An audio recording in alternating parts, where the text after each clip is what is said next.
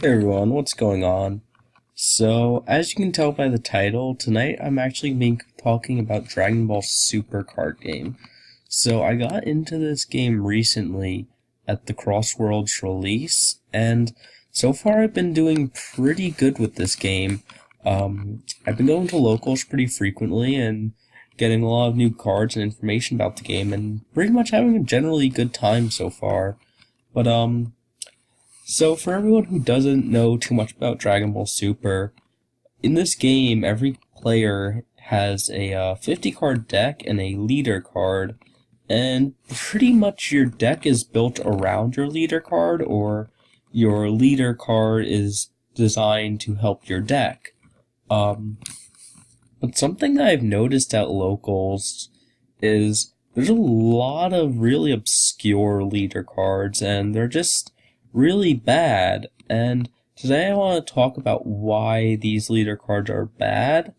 I don't want to talk about the aspect about how like Bandai has to make bad cards just like any card game does, but what specifically makes these cards bad. But there's also really good leader cards like the Mecha Frieza, Super Saiyan 3, Cell, Broly, Pan, Master Saiyan, Dr. Mew, Metacooler, and regular Cooler, and those some of the cards I just listed there, they may not be meta, but they're designed to help the deck that they fit into. Like the regular Cooler, when I initially read it, I didn't think it was that good, but once you look at like the Cooler troops and how they have like a lot of recursion from the drop area, you can understand how that leader is designed to work.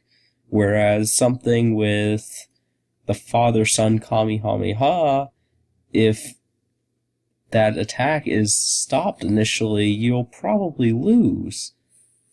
Like, there's a lot of really strange leader cards that just don't make sense to me. And so, like I said, I just want to talk about that and why these cards aren't too good.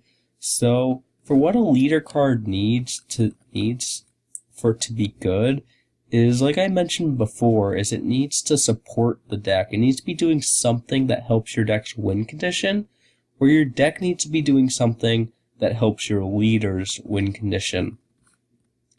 So the best card, the best leader right now is the Mecha Frieza. And what that one does is it reduces all of your extra card costs by 1, and if it goes to 0 as a cost, you get to play it for free, but you also have to take a life each time. So what makes this card so good is you can awaken your leader on turn 1 by using a bunch of a bunch of extra cards, and just getting a huge amount of board presence and hand, and you pretty much just win very early with that, just because you can use so many different cards on your first turn, whereas usually the game's meant to be about playing two cards at a time until the game develops into mid-game or late game. Whereas there's a card, Soul Unleashed Goku, and what it is you discard a card from your hand for it to gain plus 5,000 for that turn. And what makes this card so bad is that plus 5,000 is for what both sides say. There's nothing really additional to it. The only change to the Awakened side is when it battles, you get to draw a card, which pretty much most leaders already have, so it's not that significant. But the problem here is you discard a card for plus 5,000, and the reason that that's not all that good is because if your attack is stopped or doesn't really help you do too much that turn, you kind of just discarded a card for nothing. It's just really strange to me that someone would want to play a card where they lose hand advantage and then risk not really making up for it. Now, the next leader I wanted to compare like a good one to a bad one is the Metacooler leader. And what Metacooler does is, as soon as the game begins, he's putting his field, the Big Getty Star, into play, and basically you can consider the Big Getty Star Metacooler's leader ability. And what it does is, by paying 1 energy and tapping it, you can get a Metacooler 2-drop out of your drop area every turn. So you're getting a 15k beater for 1 energy pretty much every turn and putting on a lot of pressure. Now, when I originally read the chilled leader, I thought it was essentially the core leader, well, the Metacooler leader, but minus having to play the field from your deck as soon as the game started. But as I read it again, I realized just how bad it was.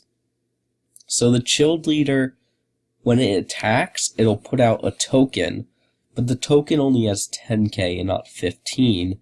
So once your opponent's leader awakened, it's really hard to be aggressive with the chilled leader, whereas with the Metacooler leader, it's even easier to be aggressive before they awaken, and when they do awaken, you can still be aggressive with the deck. So the problem there is you only have that 10k, so you can't really attack your opponent's leader all that much.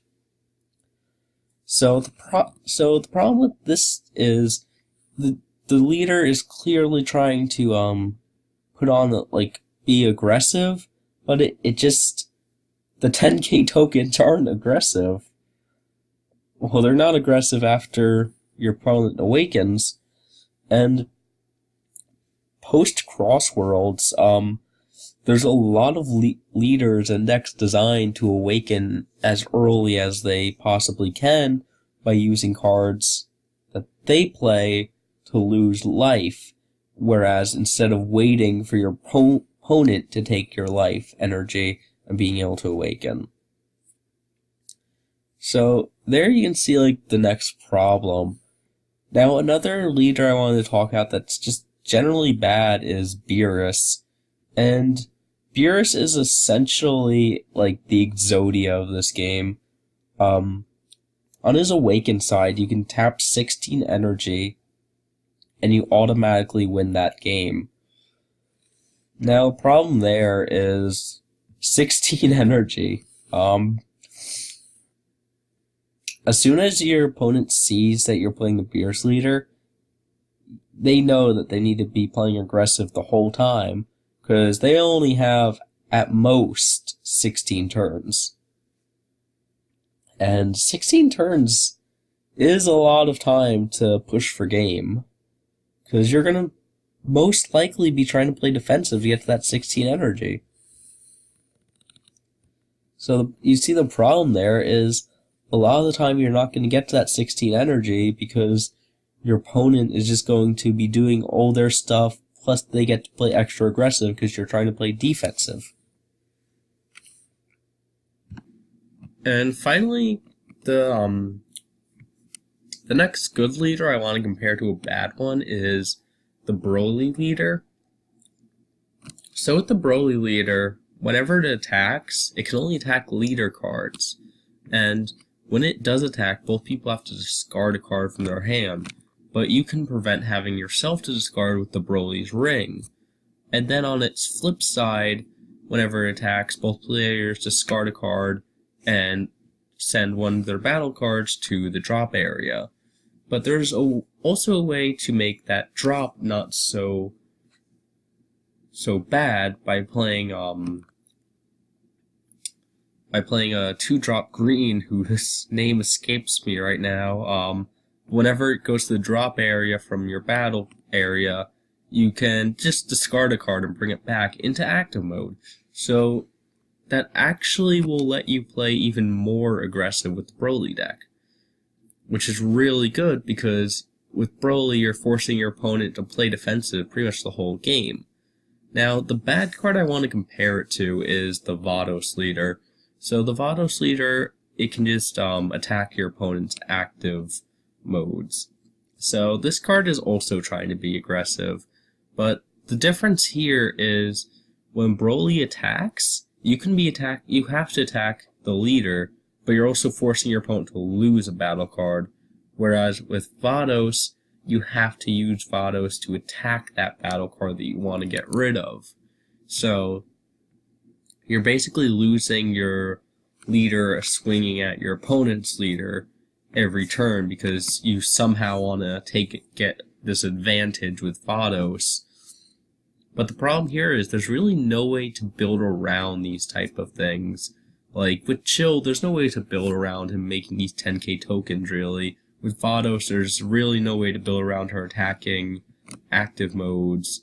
With the Father-Son Kamehameha, there's really no... Well, there is kind of a way, but not so much, whereas there's just better leaders to build around. And with the Beerus gimmick, you can build around it, but it's just too slow and doesn't pay off. So there are a lot of, like, leaders that just make me question them and why I keep seeing people playing them, whereas there's always these other leaders that just do so much more. They just put out a lot of more stuff and they just generate a lot more advantage. Whereas there's these bad ones where you're like giving up a card to have double strike for a turn critical, or like you're giving up a life for something really obscure, and I don't understand why people keep playing them, whereas they have options like the Mecha Frieza, Super Saiyan 3, Cell, Broly, Pan, just a lot of other options that just do a lot more. Well, that's my opinion on a lot of the leaders in this game. I think a lot of leaders, I feel bad that they're not designed as well as others.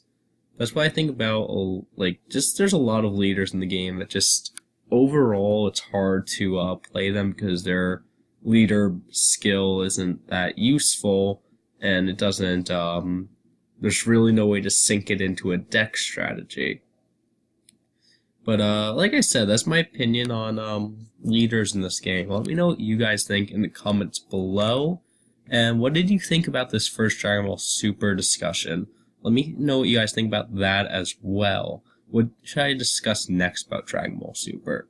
And while you're leaving a comment, make sure to like the video and subscribe to Garo Gaming. As well, check out the description where you can find the Garo Gaming Twitter, Discord, Twitch, and our Facebook page. So check all that stuff out, and I'll see you guys next time.